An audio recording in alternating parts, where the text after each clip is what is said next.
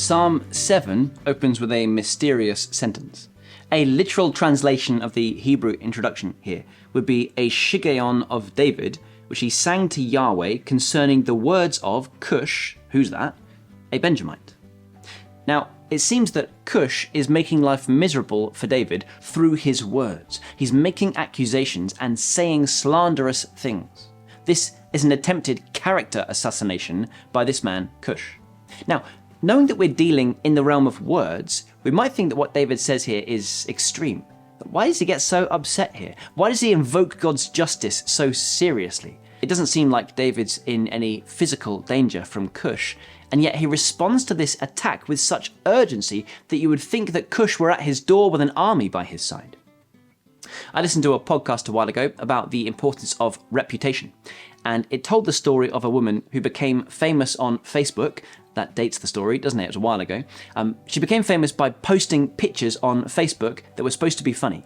And in one, she was pretending to shout next to a sign that said silence and respect. And this photo went particularly viral.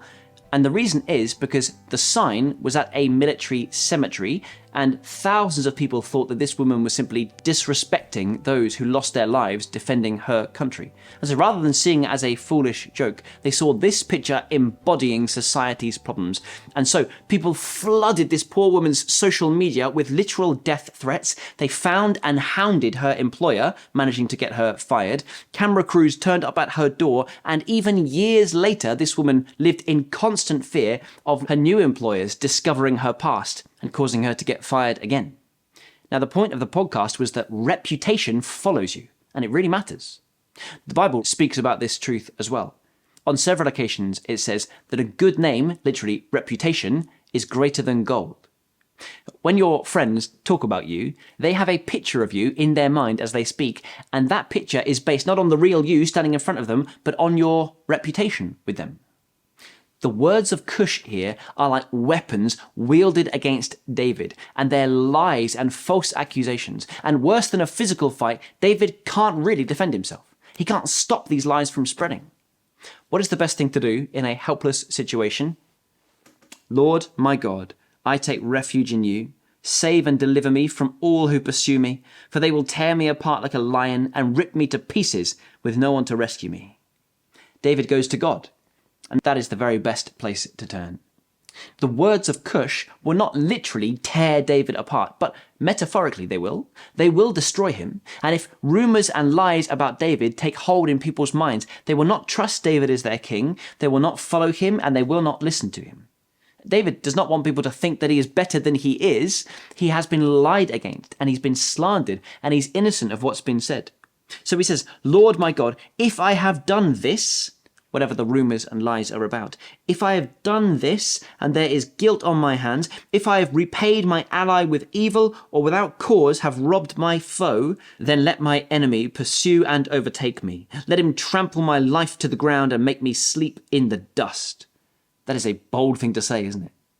David is so confident of his innocence that he says, if I am actually guilty of these accusations, I deserve to be destroyed. He says, arise, Lord, in your anger. Rise up against the rage of my enemies. Let the Lord judge the peoples. Decree justice. Vindicate me, Lord, according to my righteousness, according to my integrity, O Most High. Now, while it may seem extreme that David wants God to act so dramatically on his behalf, at least he's not taking things into his own hands. He says, God, my life is in your hands. My reputation is in your hands. God, you know the truth about me, and I put my trust in you. Again, that is the right place to put your trust. David says, God is a righteous judge, a God who displays his wrath every day. If he does not relent, he will sharpen his sword. He will bend and string his bow. He has prepared his deadly weapons. He makes ready his flaming arrows. David takes great comfort in the fact that there is a day when everything will be laid bare and the judge of all the world will do what is right. As we close, just see how this points forward to Jesus, will you? David here was innocent of the specific accusations. Jesus was innocent of all sin and all wrongdoing, and yet he was lied against horrendously and slandered systematically. Yet the patience of Jesus exceeded even the patience of David.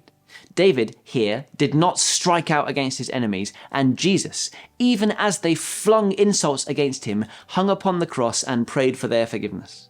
Extraordinary patience. And it's at the cross where we see the greatest possible reversal. Satan thought he had orchestrated the death of the Son of God, and yet he was playing a part in his own destruction and the liberation of countless souls. Psalm 7 is a psalm for those who have been slandered and sinned against, and it encourages real patience and humility and trust that despite the apparent success of the sinful, the judge of all the world will do what is right, and soon those who intended disaster will receive it back upon themselves in the end.